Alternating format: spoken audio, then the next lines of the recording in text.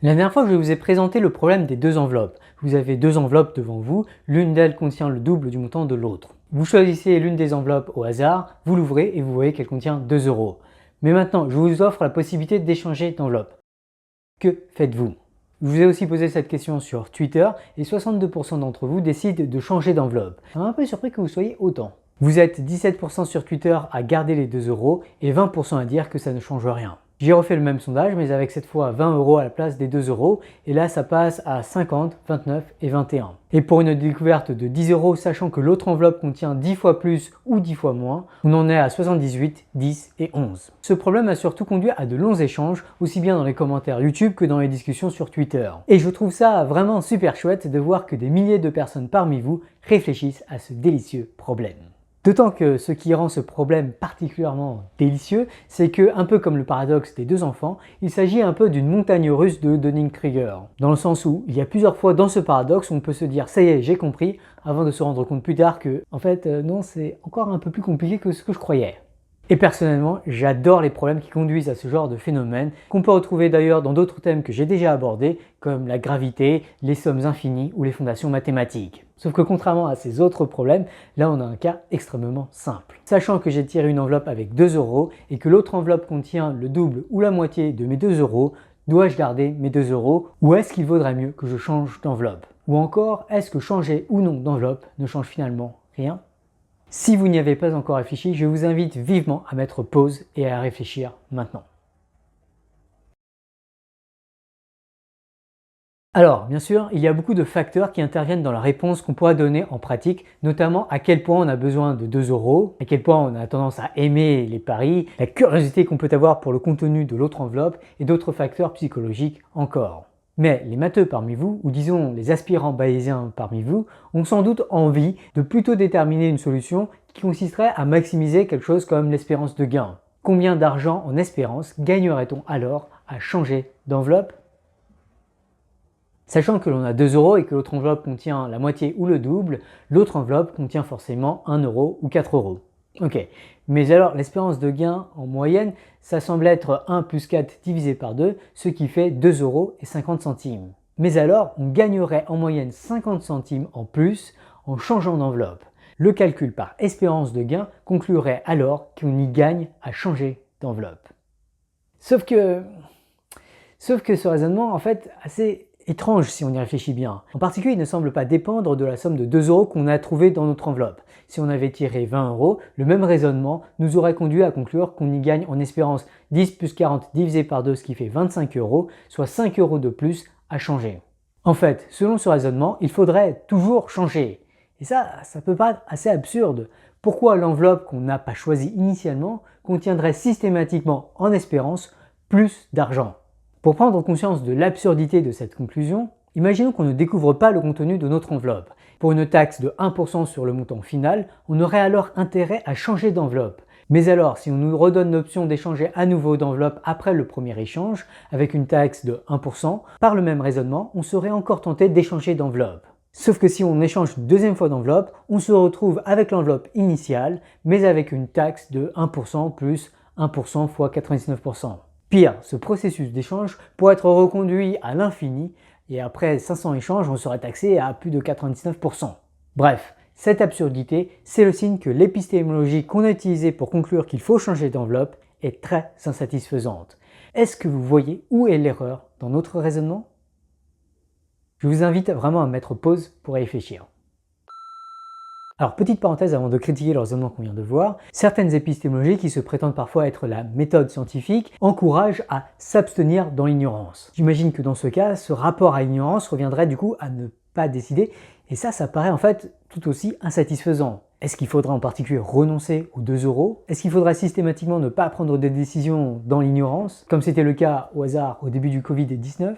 Probablement pas. Il semble qu'une bonne épistémologie doit nous aiguiller dans la prise de décision. Fin de la parenthèse. Ok, revenons-en à notre raisonnement. Avez-vous trouvé sa faiblesse? Eh bien, l'erreur dans notre raisonnement, c'est ce qu'on pourrait appeler le sophisme du 50-50. Ce que l'on sait effectivement, c'est que l'autre enveloppe contient la moitié ou le double, et on n'a par ailleurs pas assez de données pour déterminer si elle contenait la moitié ou le double. Dans l'ignorance, on s'est précipité pour conclure que les deux cas étaient équiprobables. Et visiblement, c'est là que le bas blesse. Cette description de l'ignorance par une loi 50-50 est en fait problématique puisqu'elle nous a conduit vers un échange infini durant lequel notre gain fondait comme neige au soleil. Et malheureusement, beaucoup de gens très brillants font une confusion systématique entre l'absence de connaissance, qu'on appelle aussi le « je ne sais pas », et la description de cette ignorance par un 50-50. Pire encore, ce principe visiblement fallacieux est souvent formalisé par des pseudo-bayésiens qui l'appellent le principe d'entropie maximale et qui le présentent parfois comme la bonne façon de définir un préjugé raisonnable en cas de connaissance imparfaite. Et ça, en fait, en général, ce n'est vraiment pas bayésien. J'y reviendrai. Avant cela, je vais analyser une autre réponse récurrente dans les commentaires, à savoir l'idée selon laquelle le fait de changer d'enveloppe ou non ne change rien. Typiquement, on peut avoir le raisonnement suivant. Les deux enveloppes contiennent forcément x et 2x, où x est du coup le plus faible contenu parmi les deux enveloppes. En espérance, l'enveloppe choisie initialement contient x plus 2x divisé par 2, ce qui fait 3x divisé par 2. Mais l'autre enveloppe contient le même montant, donc changer ou non ne change rien, car dans les deux cas, l'espérance de gain est égale à 3x divisé par 2.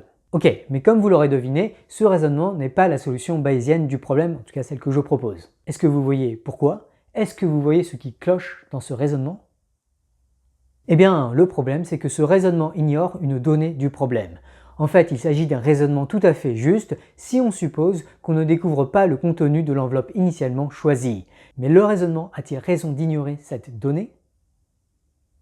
Imaginez que vous avez promis de reverser 5% de vos gains à votre ami et que celui-ci vous dise discrètement à l'oreille qu'il connaît très bien l'organisateur de l'expérience et qu'il pense très fortement que cet organisateur a mis des montants égaux à 2 € et 4 €. Est-ce que vous auriez alors raison d'ignorer cette donnée fournie par votre ami?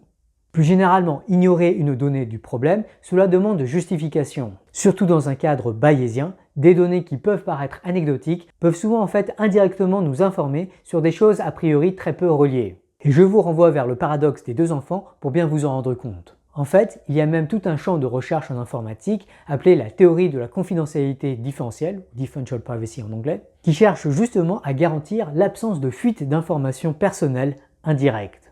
Et, spoiler alert, il faut des algorithmes adéquatement conçus et parfois très sophistiqués pour y parvenir. En particulier dans notre cas, il semble que l'information sur le contenu de l'enveloppe qu'on a choisie n'est pas si anecdotique. Ou du moins, il faudrait justifier la raison pour laquelle cette donnée devrait changer ou non notre calcul de l'espérance de gain en changeant d'enveloppe. En fait, de façon générale, il existe un théorème bayésien qui affirme que, en espérance, on y gagne nécessairement à acquérir et inclure plus de données pour prendre de meilleures décisions. Bon, il y a quelques technicalités qu'il faut préciser pour éviter les contresens, et que je mets ici en petits caractères, mais si on attribue bien une interprétation bayésienne aux probabilités et en particulier aux espérances, ce théorème nous invite constamment à acquérir davantage d'informations pour améliorer nos calculs contrafactuels. Ok, ça y est, on y vient. Voici la solution bayésienne du problème. Si vous avez bien suivi cette série, j'espère qu'elle vous est venue en tête. Pour être bayésien, il faut commencer par déterminer notre préjugé. A priori, à quelle somme d'argent faut-il s'attendre? Quelles sont les sommes probables que contiennent les deux enveloppes? Clairement, les réponses à fournir à ces questions sont extrêmement contextuelles. Si c'est moi qui vous pose concrètement ce problème, avec une vraie promesse de don, ce sera très différent de si ce problème était donné dans un jeu télévisé ou dans une expérience de psychologie, comme Monsieur Phi et moi en avons parlé dans un vieil épisode Axiom. Si jamais il y avait le paradoxe de l'enveloppe qui est fait en pratique et je devais vraiment choisir si je change ou pas, il y a tout le contexte qui est pertinent à la prise de décision, et notamment qui est-ce qui organise ça, pourquoi est-ce qu'il l'organise, quel est son budget. C'est sûr, tu te dis, bah, c'est un labo de recherche en psycho, ils doivent pas être plus riches que ça. J'ai du mal à croire. S'il y a 50, je sais pas, s'il y a $50 dans une enveloppe, moi je la prends, quoi. Je me dis, ça m'étonnerait qu'il y aura beaucoup plus, quoi. Franchement, c'est déjà énorme. C'est ça. Mais c'est pour ça que raisonner en bayésien en disant, t'as des attentes par rapport au contenu des enveloppes. Mais après, t'imagines que imagine qu'il y aurait quand même un jeu entre l'expérimentateur et celui qui passe, pour mettre des contenus un peu crédibles. Je sais pas comment dire, qui serait un peu au centre de... Ça, je pense, honnêtement, je pense que c'est un truc comme 4 et 8, ce serait un bon choix.